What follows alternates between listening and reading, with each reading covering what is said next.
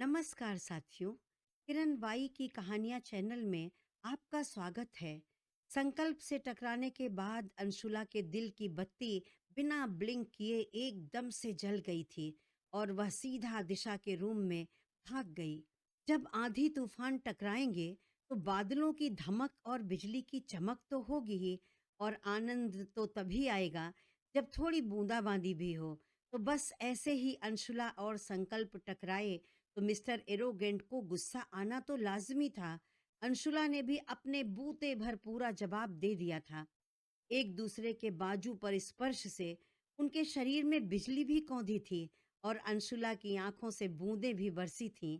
अंशुला यदुवंशी और संकल्प राव का रिश्ता सगाई तक तो पहुंच गया था और रूहानी मोहब्बत का आगाज भी हो गया था, लेकिन अभी इस फीलिंग्स को महसूस करना बाकी था। अपनी आंखों में आंसू भरे हुए अंशुला ये कहते हुए दिशा के रूम में चली गई, अपने को समझते क्या हैं? भैया और चाचा ने आज तक कभी मुझसे जोर से बात तक नहीं की, और ये है कि जब भी मिलते हैं गुस्से में ही बात करते हैं। हे भोलेनाथ, कहाँ फंसा दिया? पूरी दुनिया में हमारे लिए आपको बस एक यही सुंदर वर मिले थे। वह मन ही मन बुदबुदाती जा रही थी। तब तक दिशा सॉरी अंशु कहते हुए अंदर आ गई। अंशुला की हालत देखकर बोली, तुझे क्या हुआ लाडो? तेरा चेहरा बिल्कुल लाल हो गया है और तेरी सांस क्यों फूल रही है? और ये आंखों में आंसू, ये भला किस लिए? अरे तेरी बाह पे ये निशान कैसा? क्या हुआ बच्चे? बता मुझे। दिशा ने घबराकर एक साथ कई सवाल कर डाले थे। अंशुला ने हिचकते हुए कहा, वो हम टकरा गए थे।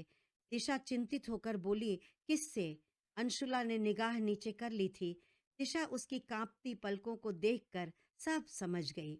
उसका सिर अपने कंधे से लगाते हुए बोली, तू गलती से उधर चली गई थी क्या, जिधर संकल्प का रूम है? अंशुला ने हाँ में सिर हिला दिया।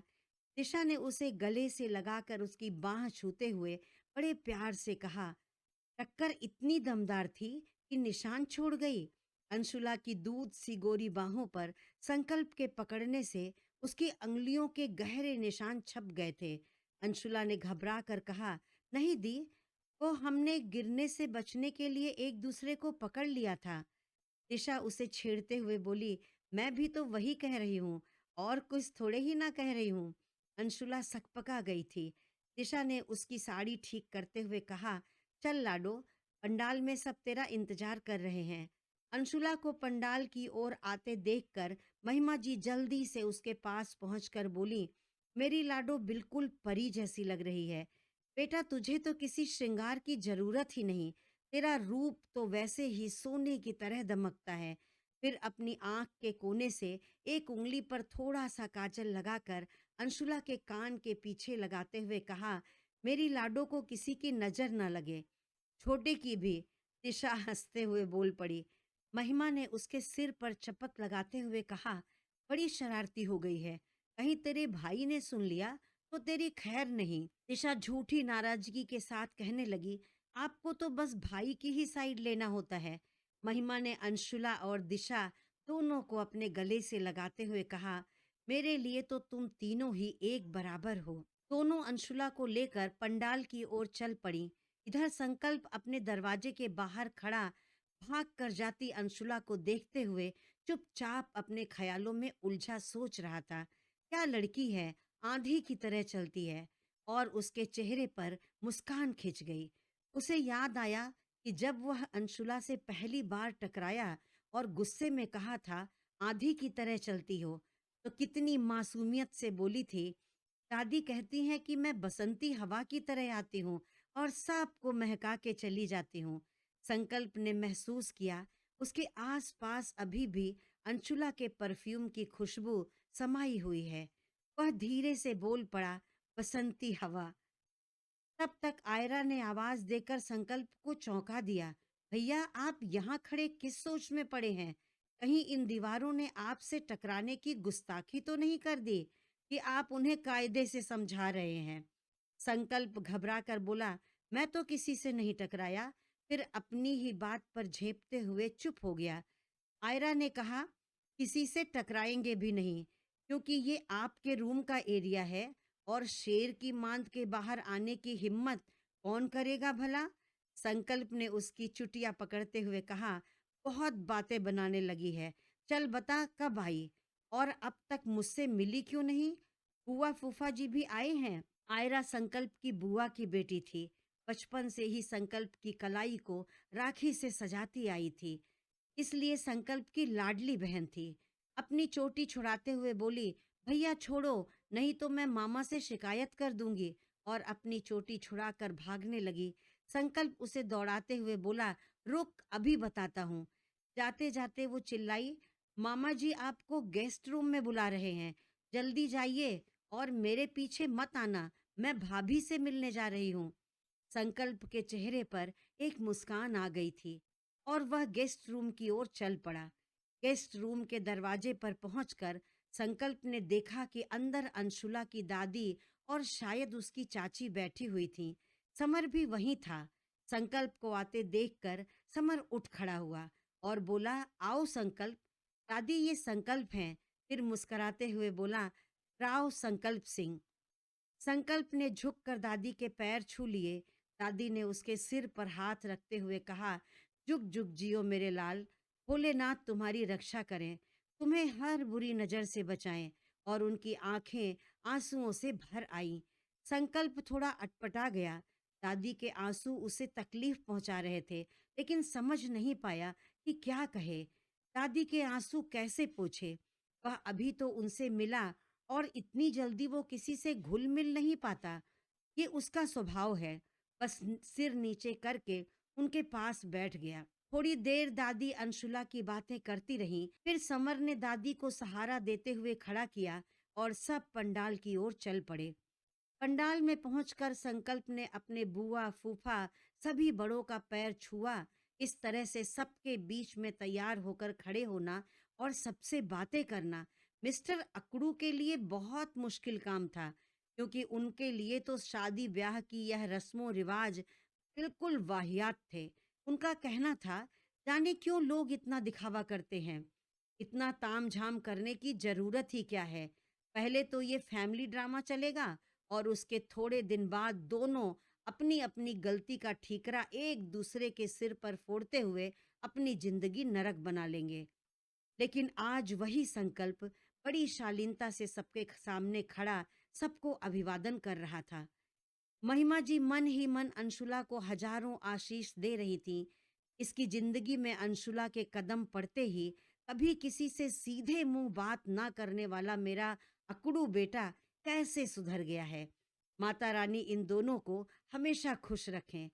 दिशा संकल्प का हाथ पकड़कर स्टेज की ओर जाने लगी। संकल्प ने कहा, हाथ छोड़िए दी, मैं खुद चला जाऊंगा, छोटा बच्चा थोड़े ही हूँ। दिशा ने मुंह बनाते हुए कहा, दिस इज नॉट फेयर छोटे, एक तो मैंने तेरी हेल्प की, ऊपर से तू मुझे ही आंखें दिखा रहा है। तुझे वहां से ना ले आती तो अभी फूफा जी और मामा जी तेरी क्लास लेते रहते। संकल्प ने सीरियस होकर कहा, थैंक्स दी, अपनी थैंक्स अपने पास ही रख, मुझे नहीं चाहिए। स्टेज पर बैठते ही संकल्प की नजर बिल्कुल उसके सामने बैठी अंशुला पर पड़ी तो अटक कर ही रह गई।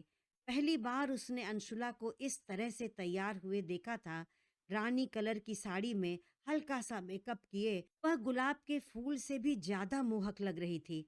अपने ऊपर संकल्प की गहरी नजरों को महसूस करते ही कुछ अनमनी सी हो गई। उसकी बेचैनी संकल्प से छुपी ना रह सकी, पर उसको कोई फर्क नहीं पड़ता।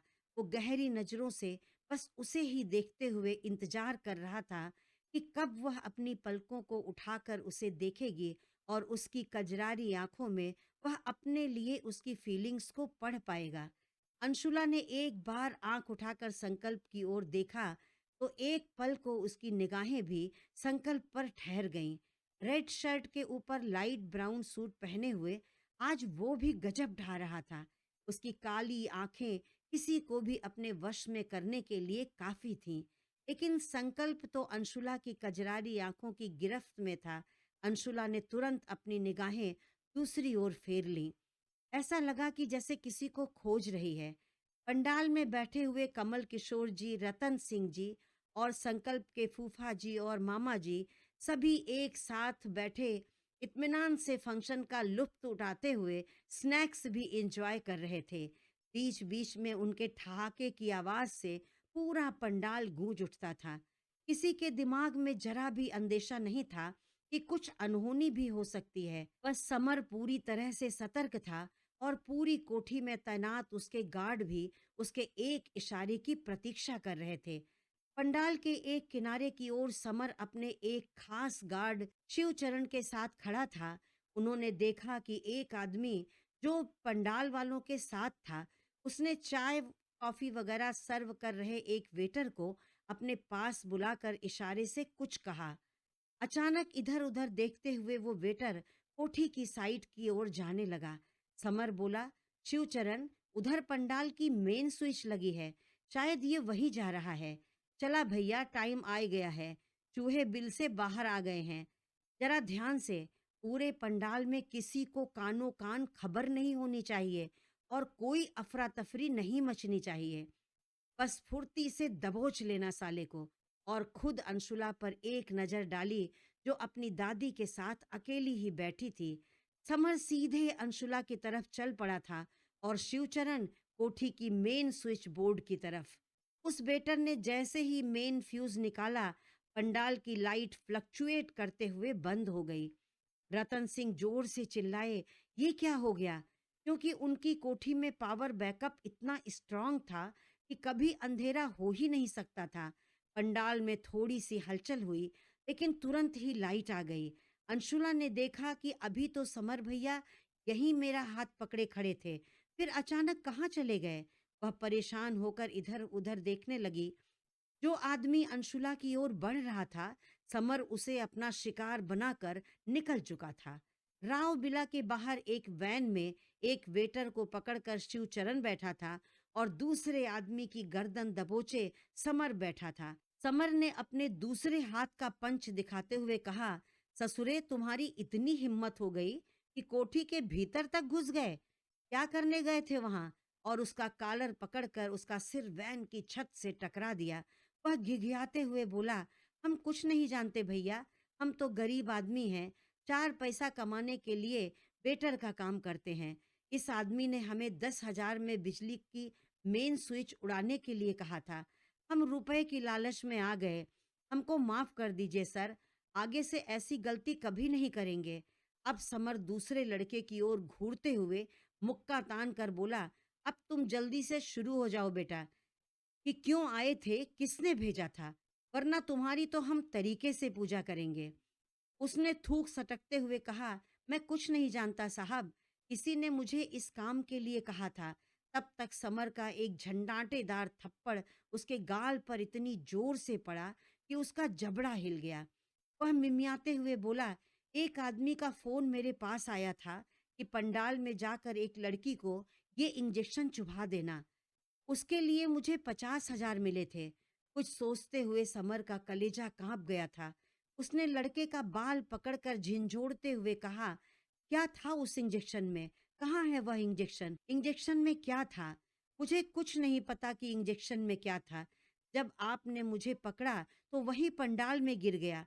समर की मार से तो वो आदमी सीट के नीचे एक तरफ लुढ़क गया था। समर को अंशुला की चिंता हुई। फिर उसे ध्यान आया कि इस आदमी को तो उसने अंशुला के पास पहुंचने से पहले ही दबोच लिया। समर और शिवचरण के लात और घूसों से बेदम होकर दोनों सीट के नीचे लुढ़के पड़े थे। समर ने कहा, हमको लगता है कि ससुरे सही कह रहे हैं, इतनी मार से तो भूत भी कबूल देता, ये तो इंसान ठहरे। तब तक पुलिस की एक गाड़ी उसकी वैन के पास आकर खड़ी हो गई थी। शिवचरण ने कहा, इनको किसने बुलाया भैया? समर बोला, हमने बुलाया है। शिवचरण कहने लगा, भैया हम तो सोच रहे थे कि इनको अपनी कैद में रखकर तबीयत से कूटेंगे। समर ने मुस्कुराते हुए कहा, चिंता ना करो, वहां भी ये कूटे ही जाएंगे। और वैन से निकलकर चौकी इंचार्ज के सामने खड़े होकर कहा, हम समर यदुवंशी हैं और आपको हमने ही फोन करके बुलाया था। पुलिस की गाड़ी उन दोनों को लेकर चली गई। संकल्प स्टेज पर बैठा एक टक अंशुला को ही देखे जा रहा था, लेकिन अंशुला तो अपनी जगह से हिलने का नाम ही नहीं ले रही थी। उसकी बेचैन नजरें इधर उधर अपने भैया को खोज रही थीं। संकल्प का सब्र टूट रहा था। वह गुस्से में भौहें तानते हुए दिशा से बोला, "what is going on the? अब 1 मिनट भी लेट किया तो मुझे यहाँ कोई नहीं रोक पाएगा। इनफैक्ट राव विला में भी नहीं। आप जानती हो दी, इंतजार मुझे बर्दाश्त नहीं है।" तब तक समर अपने चेहरे पर चौड़ी सी स्माइल ओढ़े हाथ झाड़ते हुए आकर अंशुला के बगल खड़ा हो गया। अंशुला ने उसका हाथ पकड़कर कहा, "आप कहाँ थे भैया? हम आपके लिए कितनी देर से परेशान थे।" उसकी आंखें आंसुओं से भर आई थीं। समर ने उसे साइड से हक करते हुए कहा, "एक जरूरी काम आ गया था बच्ची। देखो तो जरा, स्टेज पर संकल्प तुम्हारा ही इंतजार कर रहे हैं। जल्दी चलो।" अंशुला ने घबरा कर संकल्प की ओर देखा तो वो चिढ़ा हुआ गुस्से में बैठा उसे ही देख रहा था। अंशुला मन में कहने लगी, हे भोलेनाथ, ये यहाँ भी गुस्से में भन्नाए हुए हम ही को घूरे जा रहे हैं। अब हमारे भैया ही हमारे पास नहीं थे तो हम इनको कैसे अंगूठी पहनाते। समर अंशुला का हाथ पकड़कर धीरे धीरे स्टेज पर ले आया। एक सुंदर सी प्लेट में 2 डायमंड की अंगूठियां लिए आयरा खड़ी थी। एक अंगूठी अंशुला को पकड़ाते हुए बोली, लो भाभी, पहना दो भैया को। अंशुला ने अपने कांपते हाथों से बिना उसकी उंगलियों को छुए आहिस्ता से अंगूठी पहना दी। संकल्प का गुस्सा बढ़ गया था। अब संकल्प की बारी थी। उसने मजबूती से अंशुला का हाथ अपनी एक हथेली में पकड़कर दूसरे हाथ से उसको अंगूठी पहनाई। अंशुला ने आंख उठाकर उसकी ओर देखा तो वो गहरी नजरों से उसे ही देख रहा था।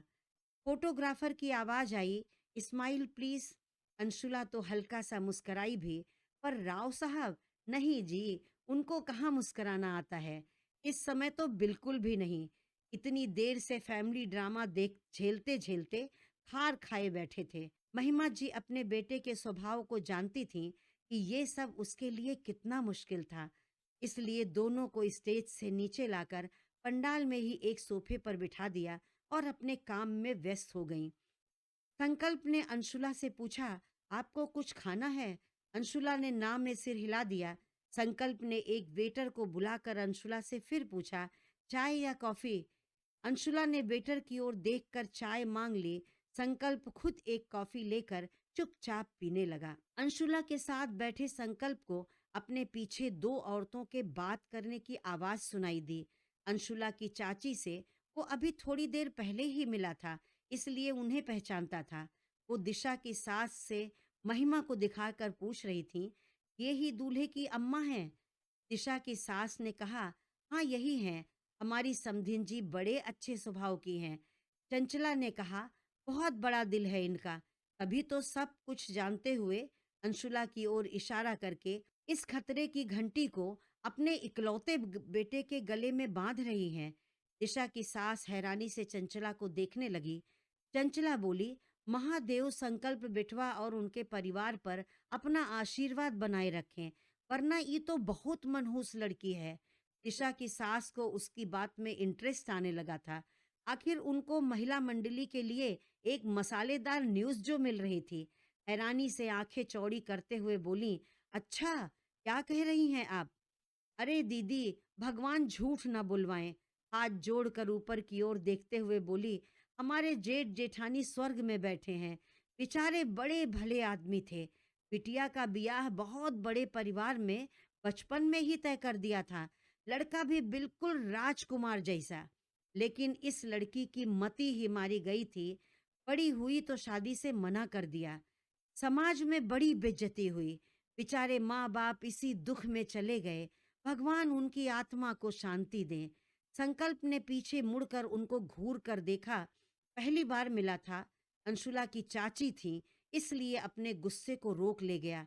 लेकिन चाची की तो शामत आई थी, इसलिए अंशुला की जन्म पत्री खोलकर बैठ गई थी। संकल्प को सुनाते हुए बोली, संकल्प बिटवा तो कितने सुंदर और होशियार हैं। इनको तो एक से एक हीरोइन मिल जाएगी। फिर इनके माँ पापा काहे अपने इकलौते बिटवा की जान खतरे में डाल रहे हैं। कुटनी अपने काम पर लग गई थी, लेकिन आज उसने जगह गलत चुन ली। अंशुला भी सब सुन रही थी। जाहिर सी बात है कि ऐसी बात सुनकर उसके दिल पर क्या बीत रही होगी। संकल्प ने उसकी पलकों पर चमकते मोतियों को देखकर उसकी तकलीफ महसूस कर ली थी। उसने पीछे मुड़कर दोनों को गुस्से से घूर कर देखा, मानो आंखों से ही भस्म कर देगा। दिशा की सास तो उसके गुस्से को अच्छी तरह से जानती थी। भरी महफिल में बेइज्जती होने से पहले निकल ली वहां से। चंचला ने तो ऐसा सपने में भी नहीं सोचा था। डर से कांपते हुए बोली, हम तो आपकी भली के लिए। संकल्प गुर्राते हुए बोला, एक शब्द और नहीं, वरना भूल जाऊंगा कि आपसे मेरा क्या रिश्ता है। थोड़ी दूर बैठी दादी की समझ में आ गया था। वो अंशुला का हाथ पकड़कर बोली, बिटिया हम थक गए हैं, हमको कमरे में ले चलो। संकल्प की ओर एक नजर डाले बिना ही अंशुला दादी का हाथ पकड़कर चली गई। संकल्प देखता रह गया, उसका मन बेचैन हो गया। अपनी माँ के पास जाकर बोला, मैं अपने रूम में जा रहा हूँ, मुझे रेस्ट करना है। महिमा जी बोली, बेटा तुम दोनों खाना तो खा लो। उसने तलखी से कहा, मैंने काफी कुछ खा लिया है, अब भूख नहीं है। हाँ, मुझे कोई डिस्टर्ब नहीं करेगा। महिमा जी क्या कहती, उनका गुस्सैल बेटा इतनी देर ही सबके बीच बैठ गया, यही बहुत था। संकल्प अपने कमरे में चला तो गया था, लेकिन आज उसका मन अपने काबू में नहीं था। शर्म से झुकी और आंसुओं में लिपटी अंशुला की आंखें उसे एक पल भी चैन नहीं लेने दे रही थीं। कुछ सोचकर उसने अपना सिर झटका और कमरे से बाहर निकल गया। इधर गेस्ट रूम में दादी बेड पर बैठी थीं। अंशुला उनकी गोद में सिर रखे रोते रोते बेहाल हो गई थी। दादी असहाय सी कभी उसको अपने सीने से चिपका लेती, कभी उसके आंसू पोंछकर चुप कराने की कोशिश करती, लेकिन आज अंशुला के दर्द को संभाल पाने में वो असमर्थ थीं। चंचला को देखकर गुस्से में बोली, आज अगर हम बिटिया के ससुराल में ना होते तो अभी के अभी कमल किशोर को बुलाकर तुम्हारा दिमाग ठीक करवा देते। शर्म नहीं आती? समर को तुम्हारी करतूत पता चलेगी तो क्या हाल करेगा तुम्हारा। चंचला बोली, हम झूठ कहाँ बोले अम्मा जी, सब सच ही तो कह रहे थे। दादी गुस्से से बोली, अब भी अपनी गलती मानने को तैयार नहीं हो। अंशुला ने अपना सिर उठाकर सिसकते हुए दादी की ओर देखकर कहा, चाची को काहे डांट रही हैं दादी, उनकी क्या गलती है, उन्होंने गलत क्या कहा। हम मनहूस ही तो हैं, अपने मम्मी पापा को खा गए, आपका बेटा छीन लिया, हमारे कारण सब दुखी हैं। हमने कितना कहा कि हम शादी नहीं करना चाहते, लेकिन आप लोगों ने हमारी कोई बात नहीं मानी। आखिर इन लोगों की क्या गलती है? यही ना कि भले लोग हैं। रतन अंकल पापा और चाचा से दोस्ती का रिश्ता निभा रहे हैं, लेकिन संकल्प सर, उनकी क्या गलती है? उनकी जिंदगी को हम क्यों खतरे में डालें? वह अपना होश खो बैठी थी। अपनी सगाई की अंगूठी निकाल कर दादी की गोद में रखते हुए बोली, अब हम अपनी मनहूसियत की परछाई इस परिवार पर नहीं पड़ने देंगे। चाची सही कह रही हैं, हम इनके योग्य नहीं हैं, लौटा दीजिए इसे। हम अभी यहाँ से जाना चाहते हैं दादी। तब तक दरवाजे से आवाज आई, लाइए इसे मुझे दे दीजिए मिस अंशुला। सब चौंक कर दरवाजे के अंदर आते हुए संकल्प को देखने लगे। वह बड़ी देर से खड़ा इन लोगों की बातें सुन रहा था, लेकिन अंशुला की बातों से उसका पारा सातवें आसमान पर चढ़ गया। दादी की गोद से अंगूठी उठाकर अपनी मुट्ठी में भींच लिया। गुस्से से अंशुला को देखते हुए बोला, वैसे भी आप ये सगाई अपने चाचा जी और भैया के लिए कर रही थी, तो क्या फर्क पड़ता है, तोड़ दीजिए इसे।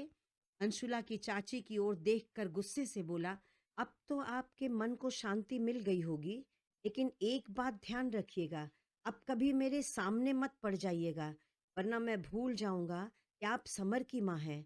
हाँ, एक बात और, अभी इस रूम में जो कुछ भी हुआ वो इस रूम से बाहर नहीं जाना चाहिए, समझी आप? दादी का पैर छूते हुए कहा, माफ कीजिएगा दादी जी, वैसे रिश्ता मन से होता है, उसके लिए अंगूठी दिखाते हुए इसकी जरूरत नहीं पड़ती। और एक नजर अंशुला पर डालकर कमरे से बाहर हो गया। वहां पर उपस्थित तीनों लोगों को मानो सांप सूंघ गया हो। उनकी जुबान तालू से चिपक गई थी, किसी के मुंह से एक शब्द भी नहीं निकला। अभी अभी जो तूफान यहाँ से गुजरा था, उसे देखकर सब भौचक्के रह गए थे। संकल्प सीधे अपने कमरे में पहुंचकर अपने बिस्तर पर फैल गया। गुस्से से उसका दिमाग भन्ना रहा था, उसकी समझ में नहीं आ रहा था कि कभी किसी की बात की परवाह न करने वाला आज खुद की फीलिंग्स से इतना परेशान क्यों है? वह परेशान था अपने दिल की कश्मकश से। अंशुला की आंखों की कशिश उसे मौन निमंत्रण देती थी।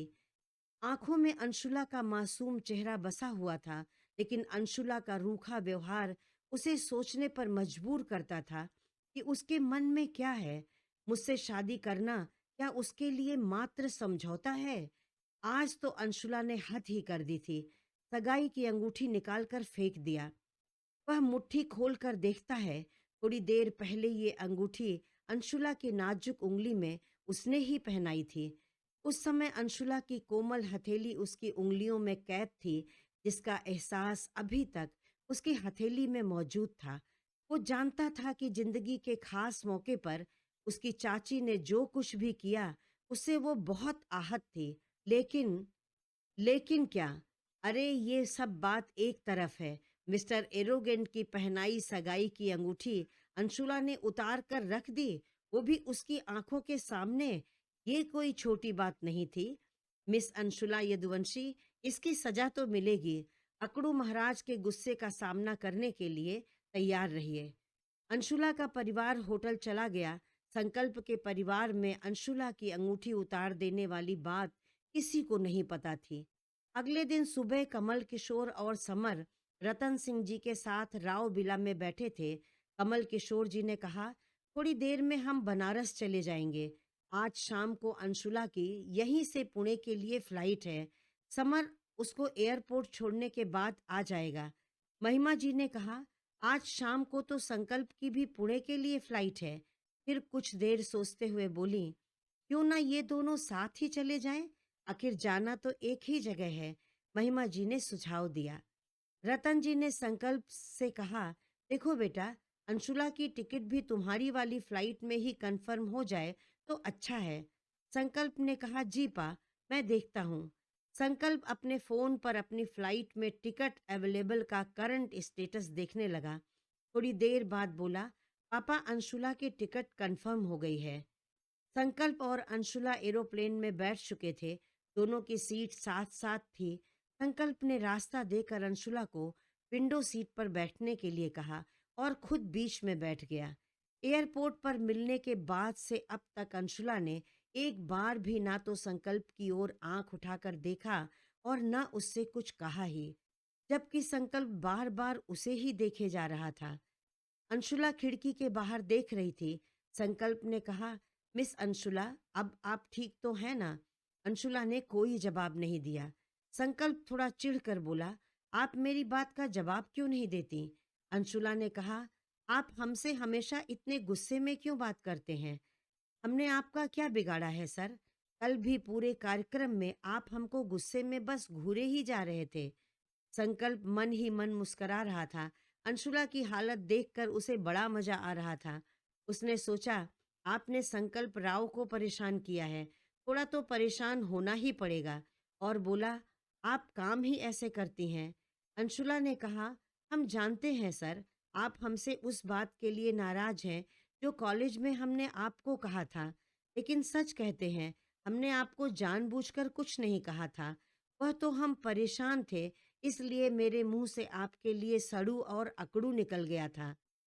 मतलब वैसे मैं सड़ू नहीं हूँ। संकल्प ने उसकी आंखों में देखते हुए कहा। अंशुला ने एक नज़र संकल्प पर डाली और बिना कुछ कहे खिड़की से बाहर देखने लगी। संकल्प ने थोड़ी सख्त आवाज में कहा, मैं आपसे बात कर रहा हूँ मिस अंशुला। अंशुला ने निगाह नीची करके अपनी उंगली देखते हुए कहा, हमारी अंगूठी वापस कर दीजिए प्लीज। संकल्प ने तलखी से कहा, आपने तो उसे उतार कर फेंक दिया था। अंशुला बोली, हमने फेंका नहीं था, अपनी दादी की गोद में रखा था। वैसे भी ये हमारी और दादी के बीच की बात थी, तो आपने हमारी बात क्यों सुनी? आपको ऐसा नहीं करना चाहिए था। संकल्प ने कहा, जो बात मुझसे जुड़ी है उसे सुनने का हक है मुझे। फिर अचानक अपनी अंगूठी भी उतार कर उसने अपने वॉलेट में रख लिया। अंशुला हैरानी से उसे देखती रह गई। संकल्प ने कहा, मिस अंशुला, अभी मैं नहीं चाहता हूँ कि यहाँ किसी को भी हमारे रिश्ते या फिर सगाई के बारे में पता चले। तो आप भी अभी उस अंगूठी को भूल ही जाइए। अंशुला ने एक नज़र संकल्प की ओर देखा और कहा कि हम भी नहीं चाहते कि कॉलेज में कोई हमारे बारे में बातें बनाए। आप चिंता मत करिए सर, हम किसी से कुछ नहीं बताएंगे। ऐसा कहकर दूसरी ओर नज़र फेर कर बैठ गई। उसकी आंखें आंसुओं से डबडबा आई थीं। संकल्प की समझ में नहीं आ रहा था कि अब क्या करे। वह मन ही मन पछता रहा था कि न चाहते हुए भी एक बार फिर उसने अंशुला को अपनी अकड़ दिखा दी थी। साथियों, संकल्प अंशुला के प्यार में पड़ चुका था। भले उसका दिमाग इस बात को स्वीकार नहीं कर रहा था, लेकिन क्या अंशुला के मन में उसके लिए कोई फीलिंग्स नहीं थी? विद्युत की पहली चाल समर ने नाकामयाब कर दी थी। उसका अगला प्रहार क्या होगा, ये जानने के लिए अगला वीडियो अवश्य देखें। मेरी कहानी आपको कैसी लगी? कमेंट में लिखकर अवश्य बताएं। अच्छी लगी हो तो कृपया इसे लाइक कर दें तथा ऐसी ही और मनोरंजक कहानियाँ सुनने के लिए मेरे चैनल को सब्सक्राइब करके बेल आइकन दबाना ना भूलें। धन्यवाद।